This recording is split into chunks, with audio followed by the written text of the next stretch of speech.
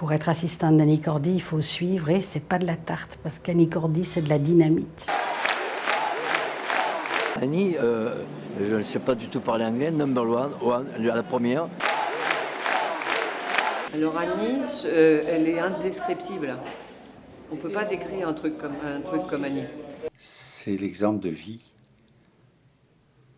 C'est un des exemples de vie que je connais le plus parfait au monde. C'est l'artiste, il n'y a pas avec un grand A. C'est-à-dire que moi, lorsque j'ai débuté, c'était à Lavore, je l'ai vu dans un gala d'été, un après-midi, je devais chanter 3-4 chansons, elle était là, très vite, et on a vu une petite bonne femme devenir une espèce de grande dame qui se redressait sur ses épaules, comme ça. Elle a telle précision dans le travail, dans le sourire, et là, tous les soirs, c'est pareil. Je la regarde et je ne peux pas m'empêcher. L'œil, je ne la quitte pas. Je la regarde, elle monte, elle est derrière le paravent. Et puis tout d'un coup, tac, elle monte en scène. J'adore regarder cet instant où elle passe, tac, où elle passe le rideau. Tout d'un coup, il y a quelque chose qui s'éclaire. Ça, c'est une reine incontestable du music-hall. Et pour soigner la grippe, faut bien le labaco. O-I, O-A-A, tic-tac, O-I, O-A-A, tic-tac, O-I, O-A-A, tic-tac, O-I, O-A-A, tic-tac, hey, O-I, O-A-A, tic-tac, O-I, O-A-A, tic-tac. Une femme très humaine. De toute façon, si elle n'était pas très humaine, elle ne serait pas Annie Cordy. Toujours encourageante, nous donner des petits conseils. C'est une grande maîtresse pour nous. On apprend beaucoup de cette femme. Oh, viens à nos gens. Hey, il y a des frites, du petit vin blanc. J'étais un jour dans un gala dans le nord de la France et j'avais du chagrin. Tout le monde savait que j'avais du chagrin pour des raisons. Mais elle était là, elle m'a posé la main sur le visage comme une grande sœur, comme une mère, c'est quelqu'un de très très particulier, Annie Cordy. C'est pas n'importe qui, Annie Cordy. Hein. C'est Tata Yo-Yo plus Tata tout court. Merci Annie.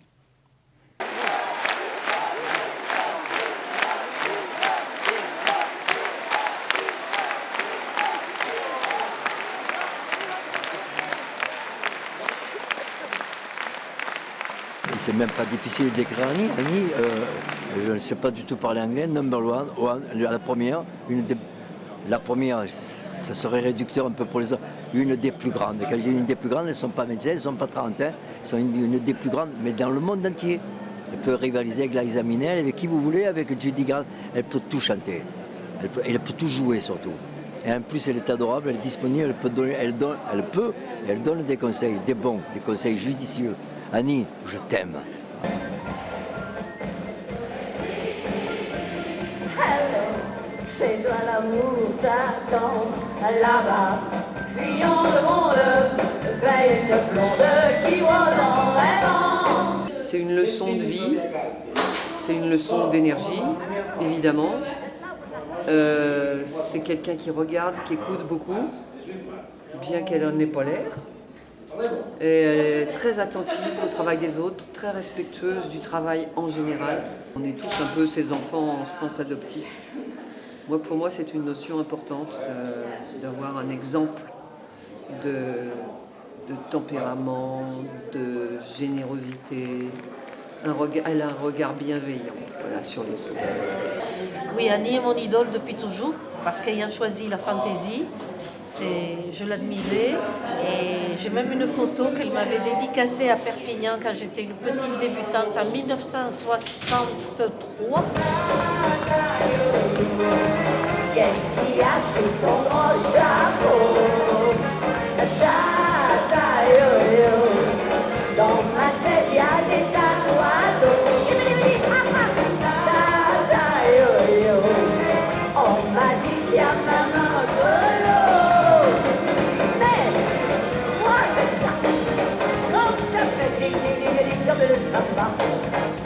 c'est une vraie comédienne, c'est une artiste complète, mais les gens le savaient avant moi. Moi, je le savais, je l'ai vu quand j'étais petit. Donc, comme elle a l'âge de ma mère, mais on la considère comme un clown souvent.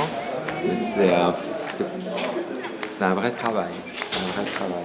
Quand je viens sur les concerts qu'on fait ensemble, puisqu'on est dans la même tournée pour le moment, j'essaie toujours à l'aéroport de Barcelone où j'habite de trouver une petite robe ou un petit truc, parce que je sais pas, j'ai toujours envie de lui faire des cadeaux. Elle est adorable.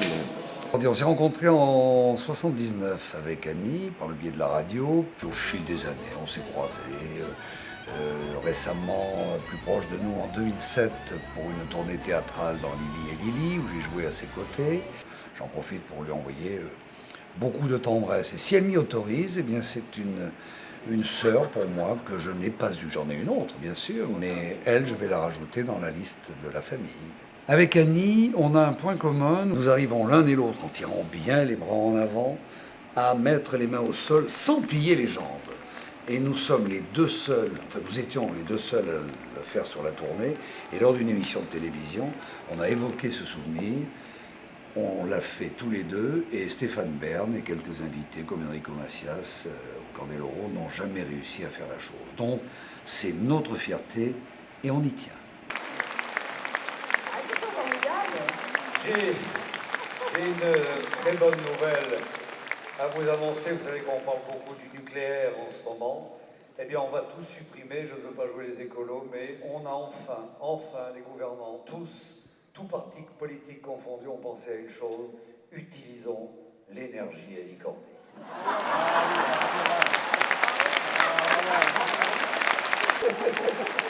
Merci, Lily.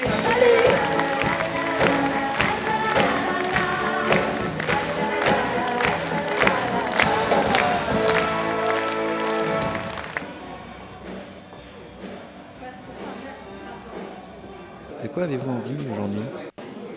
Oh, ben continuer comme ça, ma vie de saltimbanque, de faire plein de choses encore dans ce métier que je n'ai probablement pas fait. Vous auriez fait quoi si vous n'aviez pas été artiste? Ça, c'est une question très difficile, parce que je ne sais pas si j'étais à l'école de commerce aussi. J'ai fait de la sténo, j'ai eu 2 sur 1000, alors j'étais pas très douée, je veux dire. Non, je ne sais pas ce que j'aurais fait. Ah, j'aurais. Voilà. Ce qui me manque, moi, c'est que j'ai fait du solfège. J'ai fait 2 ans de solfège. Et je suis sortie première. Et j'ai laissé tomber. Et j'ai laissé tomber le piano. Et je m'en veux à mort. Mais ne vous inquiétez pas. Paraît-il qu'on a une seconde vie.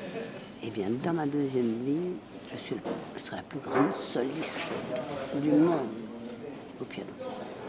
Je peux vous le dire. Quel serait le rôle de votre vie? Le rôle de ma vie, ça serait de rester en forme pour être le plus longtemps possible avec ma nièce, la fille de ma sœur. En plus, c'est ma fille, quoi. C'est pas ma fille. C'est ma fille. C'est mon assistante. C'est mon chauffeur. C'est une femme pleine de tendresse, c'est une femme qui est étonnante tous les jours, qu'on découvre et qu'on redécouvre, même moi. Elle m'a pourtant portée sur les fonds baptismaux, donc je devrais la connaître. Et je la découvre tous les jours. Et la suivre, il faut suivre son énergie, il faut comprendre sa façon d'être. Je disais pas plus tard qu'hier à une journaliste, on ponctuait toutes les deux un texte qu'elle avait écrit sur Annie et on le corrigeait. Elle me dit, est-ce que je mets là un point d'exclamation? Et je lui disais, oui, là, il faut mettre un point d'exclamation quand Annie s'exprime, parce qu'elle s'exprime en point d'exclamation. Elle est un point d'exclamation, Annie. Et le plus agréable, c'est surtout l'énorme tendresse qu'on a l'une pour l'autre et de découvrir cette femme qui aime tout le monde, qui aime les autres, qui aime l'humain et qui est une femme tellement généreuse. Ça, c'est un cadeau de la suivre, vraiment. Le plus difficile, il y a des petites choses pratiques qui ne sont pas évidentes parce qu'Annie est impatiente. Ça va avec sa nature, donc ça doit être fait depuis hier. Et il faut gérer le temps. Et le plus difficile, c'est ça, c'est de gérer le temps et d'essayer de calmer Annie pour lui dire, ce sera fait, mais calmos. Alors, votre meilleur souvenir? Ils sont multiples, mais peut-être que les meilleurs, c'est quand on applaudit Annie, que voilà, ça me fait pleurer à chaque fois. quand elle est applaudie ou quand les gens viennent l'embrasser dans la rue. Ça, ce sont des souvenirs fantastiques.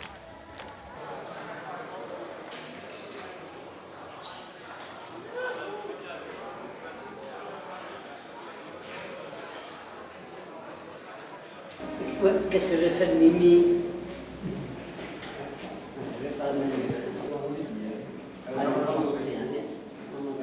Ouais, qu'est-ce que j'ai fait de Mimi? Nini, la chance, on m'a toujours appelé comme ça. Ma veine à moi, c'est de prendre la vie, ouf, comme elle va. Nini, la chance, Nini, la chance, quoi qu'il m'arrive, je me dis, c'était écrit et que ce soit sous le soleil.